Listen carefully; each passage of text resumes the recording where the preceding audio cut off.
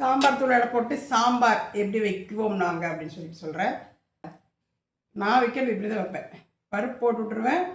கரெக்டாக ஒரு 2 விசில் அடித்து மடிக்காமல் ஆஃப் பண்ணிடுவேன். தக்காளி வெங்காயம் காய்கறி எல்லாம் தாளித்து வேக விட்டு அப்புறம் அதில் அந்த பருப்பில் எடுத்து கொட்டி காய் வேகும்போதே சாம்பார் தூள் போட்டுருவேன். காய் வேகும்போது சாம்பார் தூள் போட்டு 1.5 லிட்டர் குழம்பு இருக்குது அப்படின்னு சொன்னாக்கா சாம்பார் தூள் தாராளமாக ஒரு 5-6 ஸ்பூன் நல்லா போட்டுருவேன். பருப்பு அதுக்கு தகுந்த மாதிரி தான் போடணும். 5-6 ஸ்பூன் இது போடுற சாம்பார் தூள் போடுறோம்னா அதையும் கணக்கில் வச்சுட்டு பருப்பு போடணும். அப்புறம் காய்கறி எல்லா காய்கறிகளுமே போடுவேன்.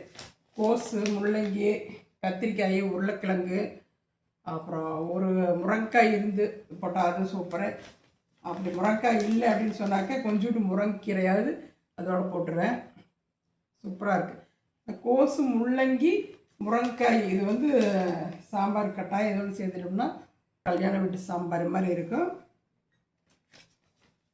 அப்புறம் சாம்பாருக்கு மட்டும் இல்லாமல் பாசிப்பயிர் குழம்புக்கு எல்லாத்துக்குமே புளிக்குழம்புக்கு மீன் குழம்பு வச்சுருங்க. மீன் குழம்பு என்ன மீனுன்னா ஜிலேபி மீன் வாங்கி ஒரு 100 கிராம் பூண்டு, 80 கிராம் வெங்காயம் அப்படி இருக்கும். அப்புறம் 2 வதக்கி ஒரு 2 தக்காளி எல்லாம் நல்லா வதக்கிட்டு அரைச்சிட்டு அது கூட சாம்பார் தூளை கரைச்சி ஒரு தாளிப்பை கொடுத்து கொதித்ததுக்கப்புறம் கையில் இருந்த மீனை உள்ளே போட்டு நல்லா ஒரு கொதிச்சதுமே ஆஃப் பண்ணிவிட்டு நல்லாயிருக்கு அப்படின்னு சொல்லிட்டாங்க. ஆமாம், ஏன்னா மீன் குழம்பு பிடிக்காதவங்க எங்கள் வீட்டில் இருக்கிறாங்க. சாம்பார் தூள் போட்டுக்கலாம். மீன் குழம்புக்கு சாம்பார் தூள் போட்டுக்கலாம். கறி மசால் போடாமல் சாம்பார் தூள் போட்டு ஜம்முன்னு இருக்கும். நல்லா இருந்துச்சு. கறி மசாலா அதுக்கு யூஸ் பண்ணக்கூடாது. புளி ஊற்றி இதெல்லாம் பண்ணுறோம்ல.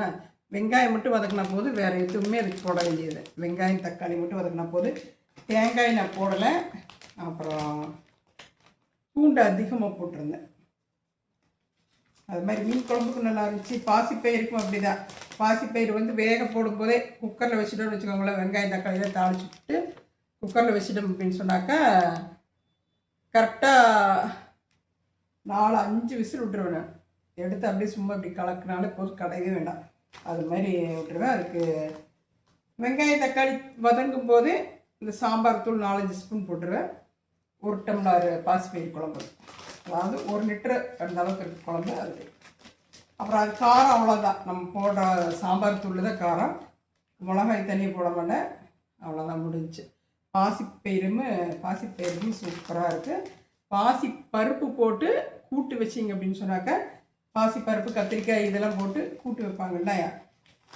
பாசிப்பருப்பு அலாசிட்டு கத்திரிக்காய் வெங்காயம் தக்காளி வதக்கிட்டு இந்த பாசிப்பருப்பு அதோட போட்டுட்டு குக்கரில் மூடி வச்சிடுறது. அந்த தக்காளி வெங்காயம் வதங்கும் போது சாம்பார் தூளை போட்டு ஒரு 4-5 ஸ்பூன் போட்டு அது போட்டிங்கன்னா அந்த குழம்பும் ஜம்முன்னு போயிடும். நீங்கள் இந்த சாம்பார் பொடி வச்சுட்டு எந்த குழம்பு வேணும் ஈஸியாக வச்சிடலாம். எல்லா குழம்புக்குமே செட் ஆகும். அப்புறம் காய்கறிகளுக்குமே இதை போடுறாங்க. சில பேர் ரசப்பொடி யூஸ் பண்ணாமல் இதே தூளை ரசத்துக்கும் போட்டுக்கிறாங்க. எல்லாத்துக்குமே இதே தான் நல்லாயிருக்கு அப்படிங்கன்னு கமெண்ட்டு. நம்மளுக்கு எல்லாத்துக்கும் இதே தான் நல்லா இருக்குது அப்படின்னு சொல்லி கமெண்ட்டு தொடர்ந்து வாங்குறாங்க அப்படின்னு சொன்னாங்க. நம்மளுக்கு ஒரு தைரியம் வந்துருக்குது. அது மாதிரி நீங்களும் வாங்கி பாருங்கள். வாங்கி பார்த்துட்டு எப்படி இருக்குன்னு சொல்லுங்கள். இதெல்லாம் தவிர வேறு மசாலா வேணும் இப்படி தயார் பண்ணி கொடுத்தா நாங்கள் வாங்கிக்குவோம் அப்படின்னு சொன்னீங்கன்னா அதுக்கும் நம்ம முயற்சி பண்ணுவோம். என்ன மசாலா வேணும் அப்படின்னு சொல்லிட்டு சொல்லுங்கள்.